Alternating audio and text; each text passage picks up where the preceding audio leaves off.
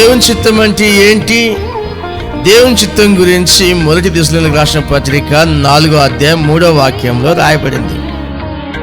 మీరు పరిశుద్ధులగుటయే అనగా మీరు జారత్వమునకు దూరంగా ఉండుటయే దేవుని చిత్తం. అంటే మీరు పరిశుద్ధులుగా ఉండడమే దేవుని చిత్తం. ఒక మనుష్యుడు పరిశుద్ధంగా జీవిస్తే అది దేవుని చిత్తం. అసలు పరిశుద్ధంగా ఎందుకు ఉండాలి?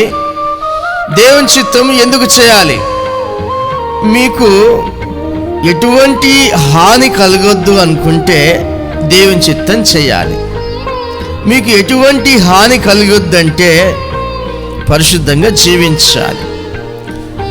లూకా 10:19 వాక్య భాగంలో పాములను తేళ్లను త్రొక్కుటకును శత్రువు బలమంతటి మీదను మీకు అధికారం అనుగ్రహించి ఉన్నాను, ఏదియూ మీకెంత మాత్రమును హాని చేయదు.